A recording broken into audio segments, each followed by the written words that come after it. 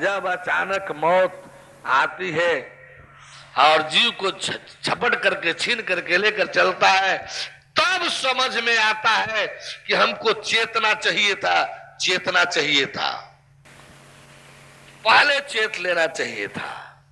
84 लाख बार मौतें तो एक बार एक सर्किल में है, कोई माने न माने, कोई घड़ी पहने न पहने, माने न माने, सेकंड की सुई को हर घंटे में 60 चक्कर तो लगाना ही है।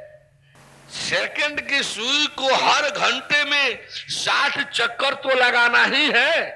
दिन रात में 24 बार 60 चक्कर लगाते रहना है और ये चक्कर लगाते ही रहना है। मत मानिए घड़ी को, मत मानिए घड़ी, मत मानिए घड़ी को, लेकिन घड़ी की चाल तो नहीं रुकेगी।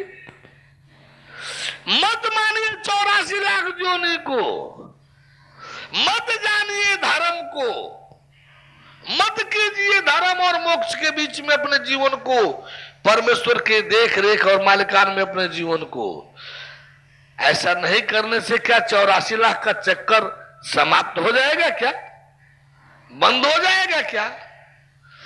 एक सर्किल में, एक चक्कर में 84 लाख बार मृत्यु की दूसरा यातना से तो गुजरना ही पड़ेगा ना। नहीं चाहिए मौत, नहीं चाहिए मौत, इसलिए नहीं नहीं कब तक चलेगा? क्या आपके नहीं करने से मौत रुक जाएगी? काल अपना काम करना बंद कर देगा?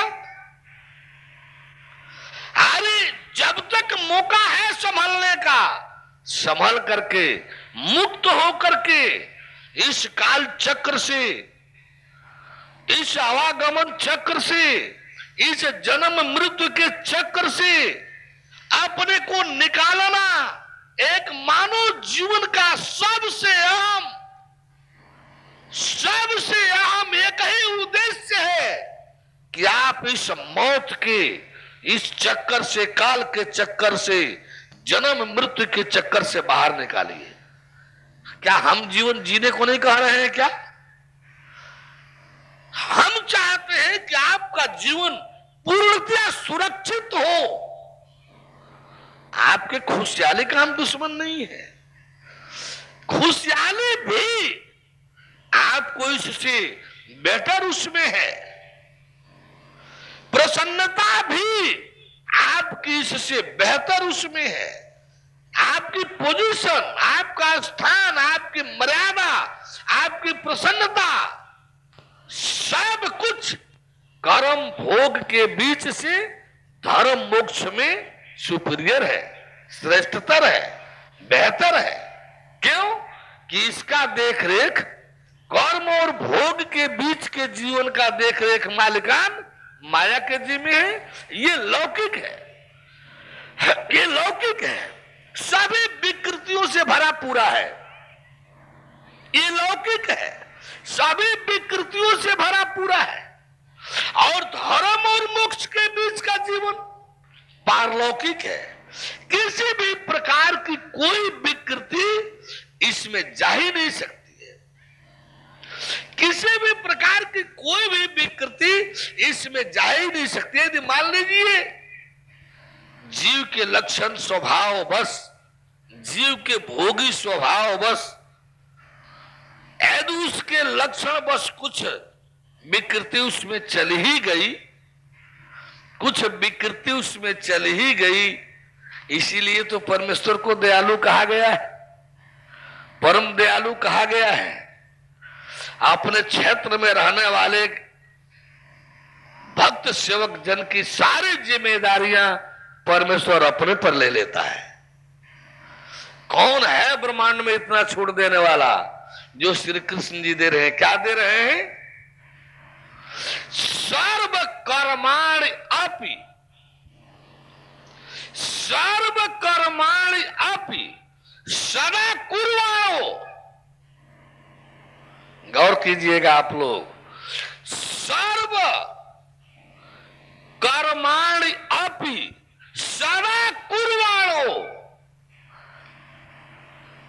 शर्त मद व्यपाश्रय, मेरे आश्रित रह करके यदि आप मेरे आश्रित हो तो चाहे दुनिया का संपूर्ण कर्म करते ही रहो, तब भी मद प्रसादात अवाप्नोति, मेरे कृपा प्रसाद से आप प्राप्त कर लोगे शाश्वतम पदम अव्ययम, उस अविनाशी परम पद को। मेरे कृपा प्रसाद से उस अविनाशी परम पद को प्राप्त कर लोगे। इतना छूट कौन देने वाला है? जरा पूछिए तो आप सभी अपने से, कोई है इतना छूट देने वाला ब्रह्मांड में? इसके बावजूद भी हम लोग मनमाना ही जीवन जिए, कर्म और भोग ही के बीच में रखे रहे कि भगवान जी आकर के ऐसी में मोक्ष दे दे। इस मूर्खता का कोई पारावार है? भगवान जी ने 2 क्षेत्र नियत कर दिया, 2 क्षेत्र नियत कर दिया, एक बद्ध का भोग का, दूसरा मुक्त का मोक्ष का अमरत्व का।